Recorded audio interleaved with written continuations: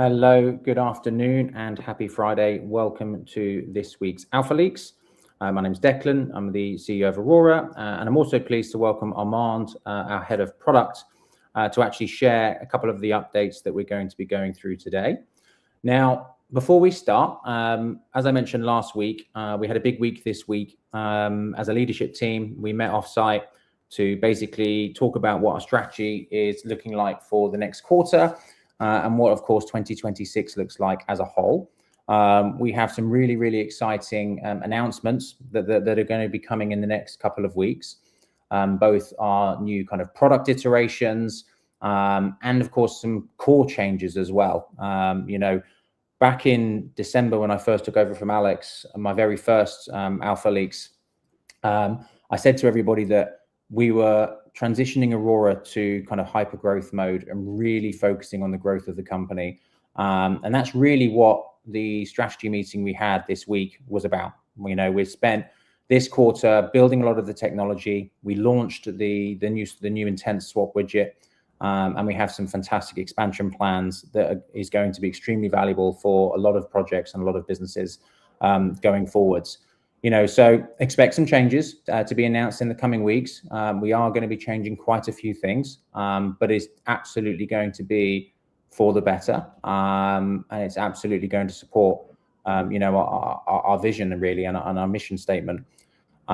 We've always been heavily focused on making blockchain as simple and convenient for everybody, but with the advent of near intents and with a lot of the work that we've been doing, what we're really focusing on now is making cross-chain capability convenient and simple for projects and businesses. So more to come on that over the next few weeks. And now, without further ado, let's actually go into some of the updates from this week. So we've actually got a couple of new features and changes regarding the widget, and I've got Armand here. You all know who he is. So Armand, why don't you kick us off and give us a bit of an update on what you've been building? Yeah, thanks, Declan. So the widget is aimed to be the easiest way to interact with intents and to do some cross-chain swaps.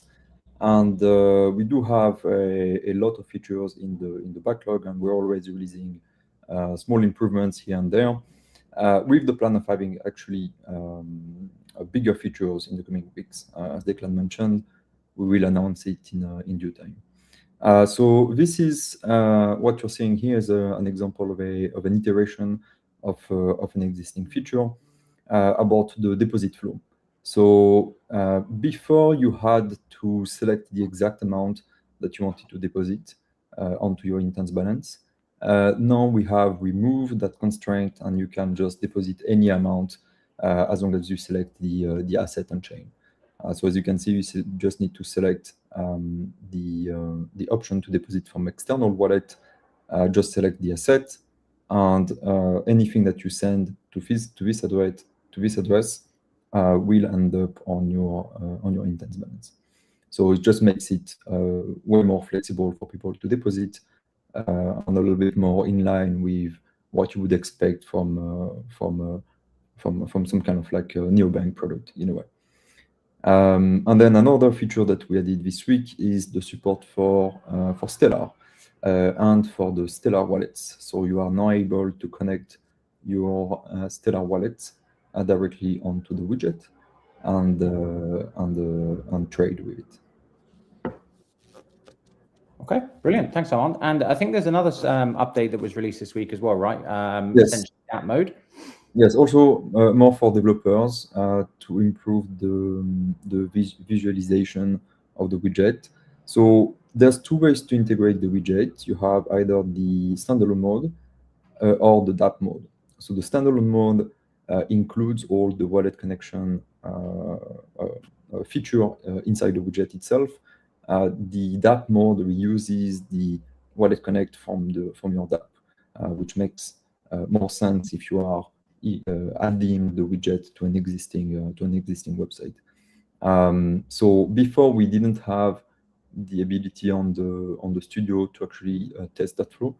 So now you do. When you select DApp mode, you have the connect wallet button that appears at the top, which kind of emulates what it would look like on your own DApp. Brilliant. Thanks, Armand. And obviously, guys, you know, we are obviously aware of, you know, what's coming.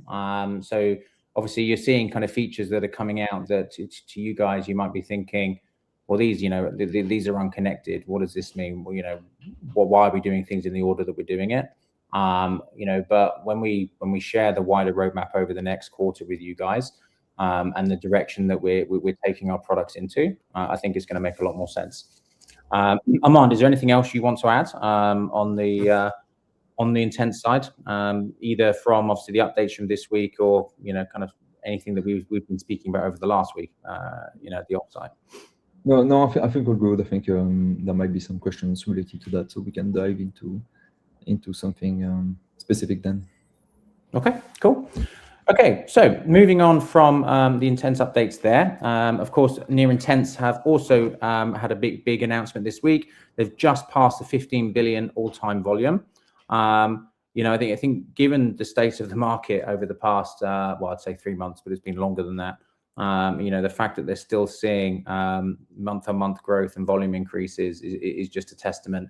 And of course, the launch of near.com is only going to kind of accelerate that, along with all of the partnerships that are being announced and coming at the moment.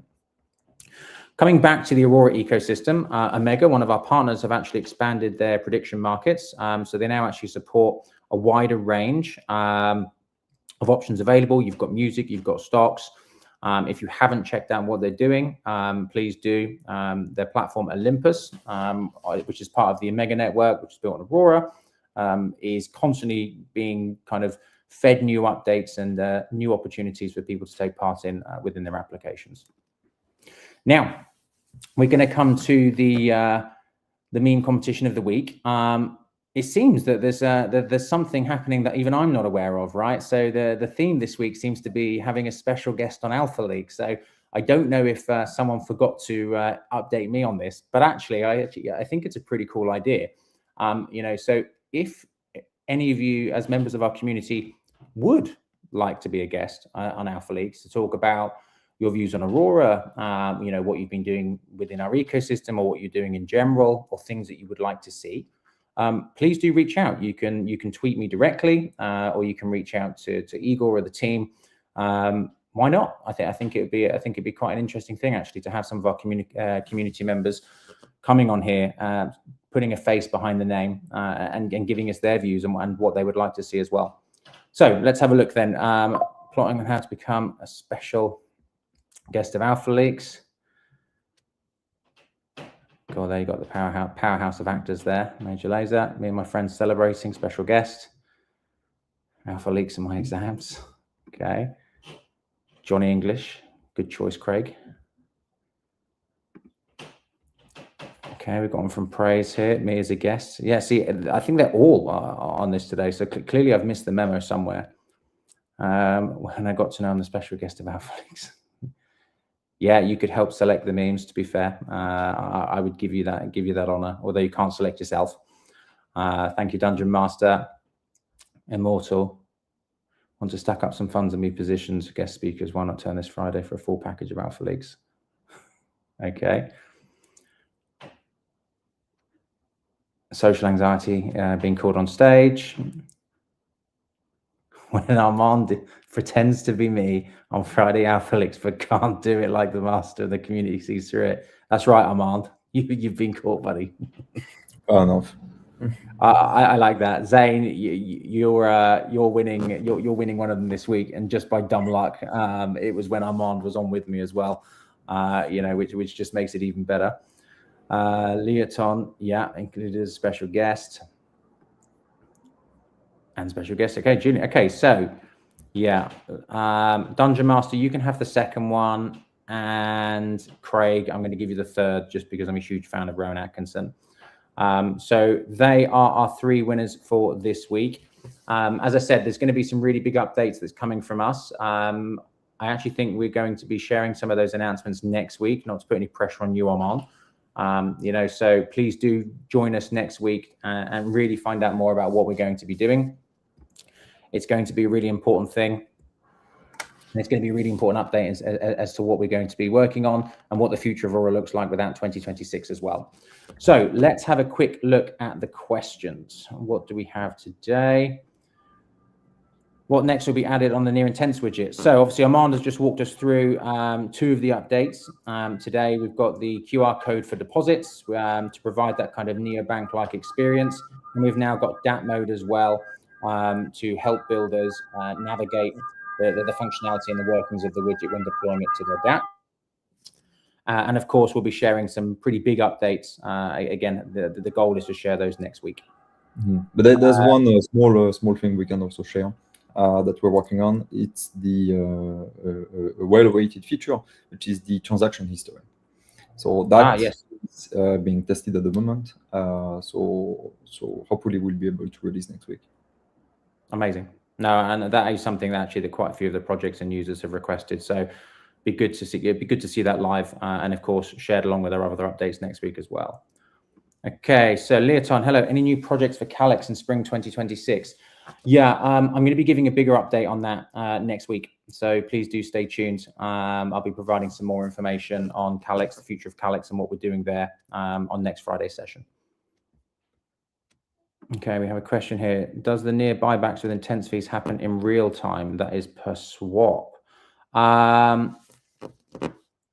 That's not really an update for me. That's not something that we control, or really have an input in. That's something that is done externally to Aurora. I'm not involved, unfortunately, in the workings of that.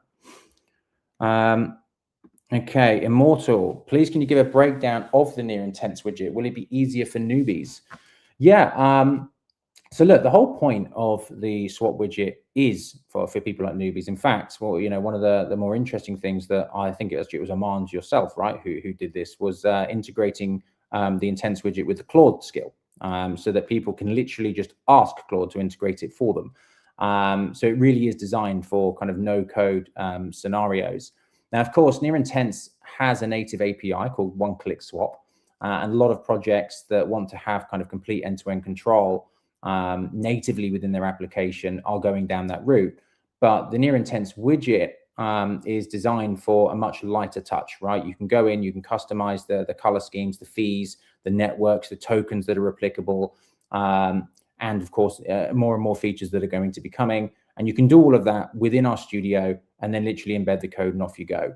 So it is designed for newbies. It is very light touch. And you can test it out yourself. Just go to intents.aurora.dev. It's completely free. There's no cost, but it will give you an opportunity to see how the product actually works. Okay, so any other near future updates regarding intents? Yes, next week. So join me next Friday, and there'll be some very big updates on what's coming in Q2. Okay, what inspired the new focus on cross-chain capabilities? Yeah, that's a great question. So look, obviously near intents and the monumental success that has been seen there played a part, into why we've been looking at this direction. But actually, if you take a step back and you look at what Aurora has been doing over the past 3 years since I've been here, everything we've been doing has been designed in a way to kind of abstract the complexity and remove the difficulties when interacting with blockchain, right? So we have virtual chains, which you can deploy with no code, that provide the block explorers and all of the relevant integrations via the Aurora Cloud Marketplace. But what we found from clients that were using it is they also wanted to be able to tap into other networks. And really, the first iteration of this is something we call the forwarder. It's not really a product actually we talk that much about, to be honest, because it was kind of designed as a unique use case for a couple of key partners that we had. But arguably, that was kind of the first step in that direction, right? Being able to bring assets from other networks seamlessly without having to manually bridge tokens across multiple networks. But with the advent of intents, all of a sudden that just massively unlocked the potential that was available to us, and more importantly, the liquidity.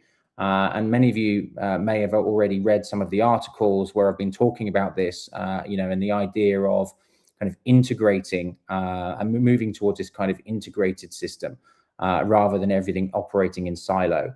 Calyx was the next iteration and the next step that we took in this direction. Calyx was arguably the first main project that was built on near intents, right? And the idea being that users from 11 different networks, or well, actually up to 22 different networks, could participate, in token sales in a way that was never possible before, seamlessly and easily. And really, it's kind of been the evolution from that, right? We listen to the feedback from our clients and our partners. Obviously, we're attending events. Obviously, we're working very closely with ecosystem partners like Diffuse, like the Near Foundation. And this has been the natural evolution, and of course, it's also a great way for Aurora to become more sustainable as a company, which of course is important when the market is not performing, in a bullish way. And that's brought us to where we are today. And you'll find out more next week in terms of the direction that we're going in. But yes, it's absolutely focusing around cross-chain capabilities. Let's have a look. I once saw a tweet. Sounds like a start of a once upon a time story. I once saw a tweet of someone complaining of not being able to access his funds. Isn't near intents fully custodial? Okay, great question. So the issue around accessing funds, it's not about custody. It's actually about regulation. So one of the legal requirements that anybody operating something like near intents has is to ensure that you're not allowing money laundering and illicit activity from taking place. There are automated safeguards in place to do that, because otherwise platforms like this can be used for washing and all sorts of other kind of malicious activity, which of course regulators and authorities don't take kindly to. So the only kind of instance where funds would be blocked, is where some of these funds are what we would call black funds, right? And it's not something that's done centrally, right? There aren't people that are going through and doing it. These are automated third-party systems that operate across kind of any platform that you will interact with on crypto, right? Any on-ramp, off-ramp, centralized exchange, decentralized exchange. It's not the near intents team, or indeed us, if it happens through the widget that's blocking these things. It's the automated systems that are in place that are legal requirements. It doesn't mean they're blocked forever. And of course, I'm sure every now and again there'll be a false positive, but there is a process in place for when that happens to ensure the outcome ends in the correct way. Let's have a look. Do we have any other questions? How does near intents handle large volume swaps without slippage? Yeah, great question. Armand, maybe this is one you'd like to take, actually, because this is something we were talking about only Tuesday, was it? Wednesday? Sure. So it's all thanks to the way intents has been built, because you have the network of solvers that are facilitating the trades. And the advantage of having a setup like that is that those solvers can leverage liquidity from any sources of their own. So of course, everything within intents is happening on chain, but those solvers, to do their counter trading, to facilitate those trades, can use liquidity from centralized exchanges, from other dexes, from any other source that makes sense to them. So that's why they're able to provide better quotes. And in any case, all the solvers are competing for the best price when someone is requesting a quote. And the combination of those two means that you can have the best prices on your intents, and also at larger volume. Yeah, and it's also worth adding here that one of the big advantages of this setup as well is it means that products like ours, the swap widget that sits on top of near intents, can also tap in to these massive liquidity pools, and can also allow projects to facilitate much larger trades, because they're not having to worry about both sets of pairs. They only have to worry about their own token and providing that as a liquidity loan. So that's obviously hugely advantageous, especially to smaller projects that don't have a spare $500,000, right? Sitting around that they can provide in USDC alongside their own token to facilitate those swaps. And again, when we share some more updates next week, hopefully it'll paint a better picture of where we're going and the direction we're going. But everything we're doing is really to support DApp builders, and it's really to support ecosystems, because we are obviously seeing an evolution within our space, this migration towards the super app experience, right?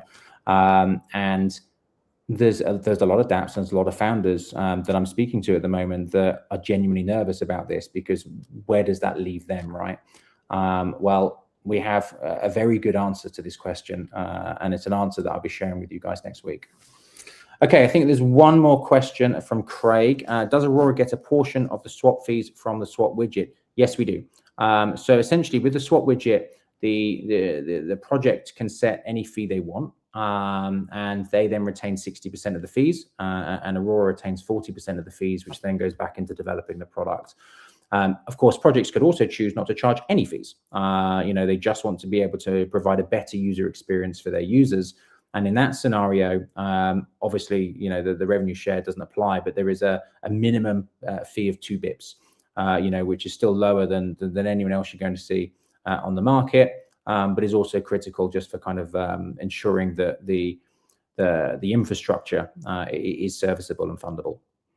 So I think I've covered every question. If I haven't, apologies. I will, of course, be back next week with more updates. In fact, I might even be back with Armand, because a lot of the updates will be in relation to the hard work that him and his team are doing at the moment. I wish everybody a fantastic weekend, rest up, and I look forward to speaking to you all next week. Take care.